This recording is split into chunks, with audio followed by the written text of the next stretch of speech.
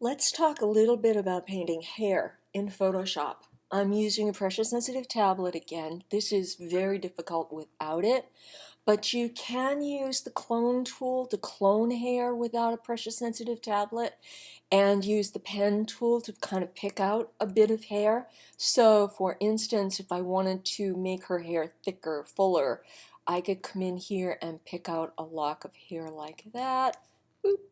Switch around like this and come back here. Get that. I'm going to just soften the edge ever so slightly by modify feather and just put a 1 pixel feather on that and copy and paste it to a new layer.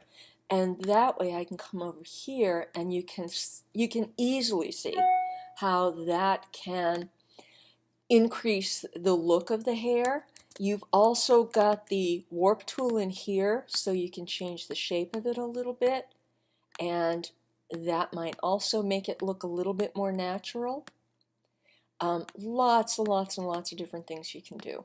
Okay, so I come in here and do stuff like that. If you're missing a bit of the hair, if you're missing a bit of whatever you need to make it look fuller and richer, and remember too, you don't have to put it in front of the layer she's on. You can put it behind, behind the layer she's on. I have auto select on because I just reset my preferences. So you can do that as well and kind of fill hair out that way. So that is an option if you do not have a pressure sensitive tablet. It's a little more tedious and not quite as freeform, but definitely a possibility. So I'm going to come in here and now use the pressure sensitive tablet. I'm going to start with the regular brush, but with a bristle brush. And let's get rid of that guy right there. And what you want to do when you're painting hair, and I'm on a separate layer, always a good idea, is come in and sample the color. And I came in here and you can see I came in here and made a separate layer, and I'm sampling different colors of strands because she has probably easily a half dozen different colors in her hair in the same lighting, never mind in different parts of the different ways in which it's lit. This is going to be a whole lot darker than this side because this is the side the light was on. So, we're going to have a lot of different color hair as we go through this. Now remember, I'm on one layer, but let's go to another layer and come in and bring in some highlights here. Okay? And I'm just giving you an example, and this is kind of just to fill in some, give her a little extra boost here. You can do this with anybody though.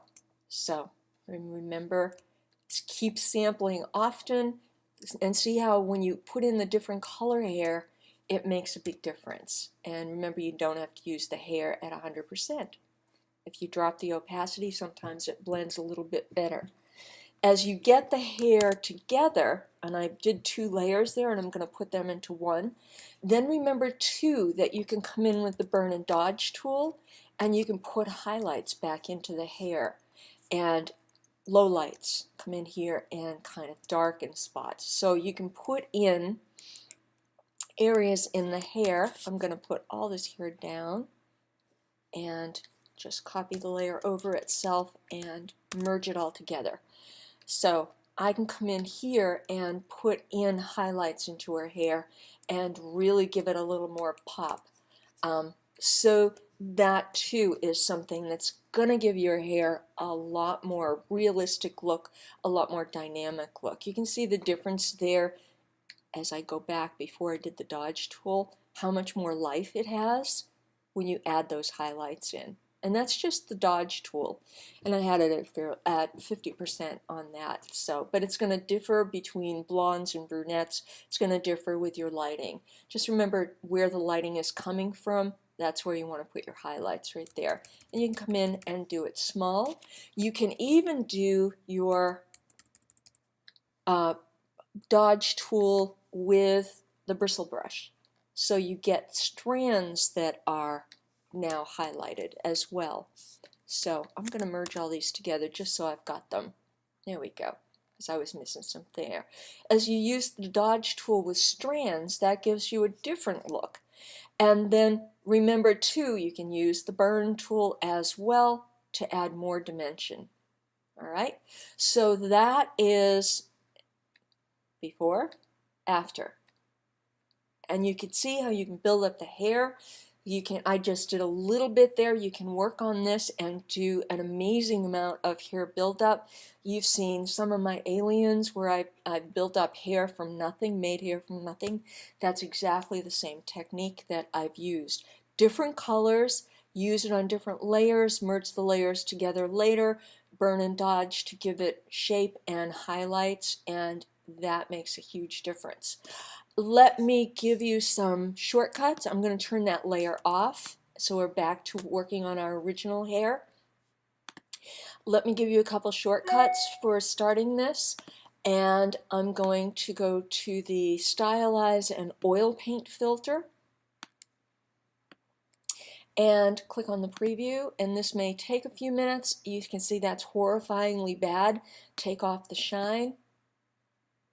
Big difference. So remember to keep the shine off, okay? If you're working on people, you do not want that shine on there. You can change the amount of stylization up and down for more and less effect. Remember, we don't need to worry about the eyes because we can use the history panel to go back and forth. I can come in here with cleanliness and see if that makes it a little bit less wild and crazy. But you can see as we go through this, I think we want it a little bit less down there. And there we go. Just soften it up a little bit. And click OK. Now this is going to vary. I didn't give you specifics on this because it's really going to vary as to what the resolution of your image is and everything else. So if I come in here with the history brush and go back, I'm at 50%, so I'm not even at 100% here. Just go over it a couple times in the places where I don't want this effect very much, like maybe just that line of the lips, and leave the edge of the lips painted. There we go. And then come in with the dodge tool and add a little bit of extra brightness to the hair where she's a blonde, and maybe put in just a little bit of definition with the burn tool. Okay, and even in here,